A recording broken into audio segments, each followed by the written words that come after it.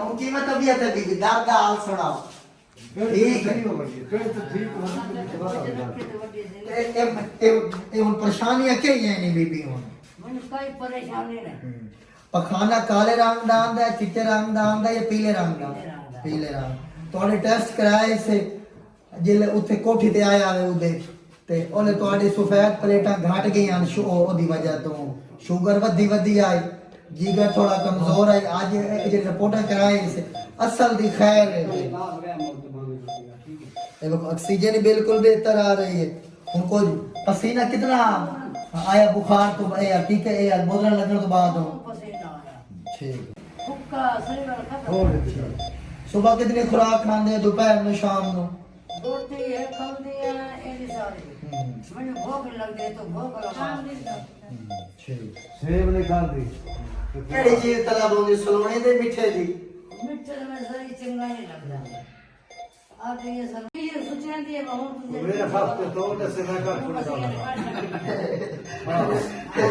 मैं ये जे रहा है ना रिपोर्ट कराए से 2 साल पहले खतरा है कि जानो पेट पानी पै गया है ते जिगर सुकड़दा भी आए आज टेस्ट कराए से आज तोड़ा जिगर काफी हद तक बेहतर है गया काली टीके लग सिंपल सुन लग से टीके तो नाल शुगर ही कंट्रोल हो गई है कल सिर्फ कल शुगर चेक करवे सो ठीक हो गई है छोटी मशीन पैसे कोने लग से कल परेशान ना हो ते बाकी त्रै दे ठीक हो गई से अलग ए तुलसी अपने पैरा ते तुलसी बेहतर हो गई ठीक है अच्छा ये सही दास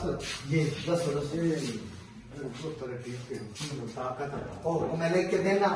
देख ले वो टेंशन ताकत को छिड़के दे बामना होता है बाकी आलू मटर गाजर खवाओ गाजर दे जूस पिलाओ किन्नू मच्छी खाओ कौन के कच्ची न खवा और जरा है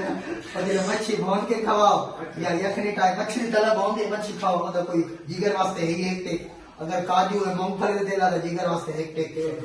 ठीक है लिख के हां ठीक है असल दिखाया कोई प्रकड़ी भी हो कोई भी अच्छा किलो ठीक है तो दे दाल ए आलू ए गिरी ना ए चने वाली दाल बेहतरीन है सारे वास्ते मैं उनको लड़ सकती कल आ गई है ठीक हो सिर्फ ड्राम मार टीका क्या को नहीं लगाना जिथे वैसे आपने के ड्राम मार टीका मन खराब करेंगे वो टीका नहीं लगाना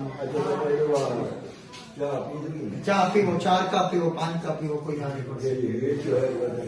ये तलब ये तबखीर तलब चाह में कोई तलब नहीं ठीक है ठीक है लिखो आ जाओ चलो ठीक है चलो 5 मिनट इंतजार ब्लड चेक करवा लो थोड़ा ब्लड बढ़िया ब्लड चेक हो गई से बाबा